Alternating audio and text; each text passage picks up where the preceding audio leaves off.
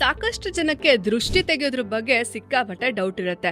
ದೃಷ್ಟಿಯನ್ನ ಯಾರು ತೆಗಿಬೇಕು, ಇದನ್ನ ಏಜ್ ಆಗಿರುವಂತ ಒಂಟಿ ಮಹಿಳೆ ತೆಗೆದ್ರೆ ಒಳ್ಳೇದಾ ಅಂತ ಹೇಳಿ ಸಾಕಷ್ಟು ಜನ ಕೇಳ್ತಾ ಇದ್ದೀರಾ.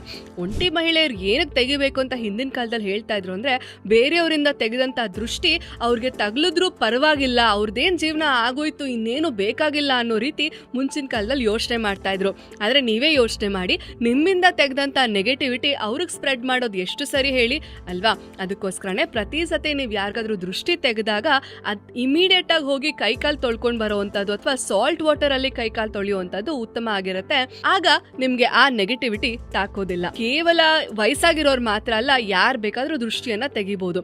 ಅದರಲ್ಲೂ ಹೆಣ್ಮಕ್ಳು ದೃಷ್ಟಿ ತೆಗೆದ್ರೆ ಬೇಗ ಎಫೆಕ್ಟ್ ಆಗುತ್ತೆ ಅಂತ ಹೇಳ್ತಾರೆ. ಏನಕ್ಕೆ ಅಂದ್ರೆ, ಹೆಣ್ಣು ಮಕ್ಕಳು ಶಕ್ತಿಯ ಸಂಕೇತ ಅಂತ ಹೇಳುವಂಥದ್ದು. ಶಿವಶಕ್ತಿಯಲ್ಲಿ ಶಕ್ತಿ ಬಂದು ಹೆಣ್ಣು ಮಗು. ಇನ್ನು ಅಮಾವಾಸ್ಯೆಯ ದಿನ ದೃಷ್ಟಿ ತೆಗೆದ್ರೆ ಅತಿ ಹೆಚ್ಚು ಪವರ್ಫುಲ್ ಅಂತ ಕೂಡ ಹೇಳ್ತಾರೆ. ದೃಷ್ಟಿಯನ್ನ ತೆಗೆಯೋದಕ್ಕೆ ಏನನ್ನ ಯೂಸ್ ಮಾಡ್ಬೇಕು ಅಂದ್ರೆ, ನಿಂಬೆ ಹಣ್ಣು, ಕಲ್ಲುಪ್ಪು, ಕರಿಮೆಣಸು, ಬೆಳ್ಳುಳ್ಳಿ ಜೊತೆಗೆ ಕೆಂಪು ಮೆಣಸಿನಕಾಯಿ, ಇದಿಷ್ಟು ಒಂದ್ ಹಿಡಿನಲ್ಲಿ ಇಡ್ಸೋಷ್ಟು ನೀವು ತಗೊಂಡು ಲೆಫ್ಟ್ ಹ್ಯಾಂಡ್ ಅಲ್ಲಿ ಆಂಟಿ ಕ್ಲಾಕ್ ವೈಸ್ ಆಗಿ ನೀವು ದೃಷ್ಟಿಯನ್ನ ತೆಗೆದು ಆ ಯಾವ ಬಿಲ್ಡಿಂಗ್ ತೆಗಿತಾ ಇದ್ದೀರಾ ಅಥವಾ ಯಾರಿಗೆ ತೆಗಿತಾ ಇದ್ದೀರಾ ದೃಷ್ಟಿ, ಅದಾದ್ಮೇಲೆ ಅಲ್ಲಿಂದ ಮನೆಯಿಂದ ಆಚೆ ತಗೊಂಡೋಗಿ ಹಾಕ್ಬೇಕು. ಹಾಗಂತ ಯಾರೋ ತುಳಿಯೋ ಕಡೆ ಎಲ್ಲ ಹಾಕ್ಬೇಡಿ, ಅದನ್ನ ಡಸ್ಟ್ಬಿನ್ ಅಲ್ಲಿ ಹಾಕುವಂಥದ್ದು ಅಥವಾ ಮೋರಿಯಲ್ಲಿ ಹಾಕುವಂಥದ್ದು, ಎಲ್ಲೋ ಒಂದ್ ಕಡೆ ಡಿಸ್ಕಾರ್ಡ್ ಮಾಡಿ.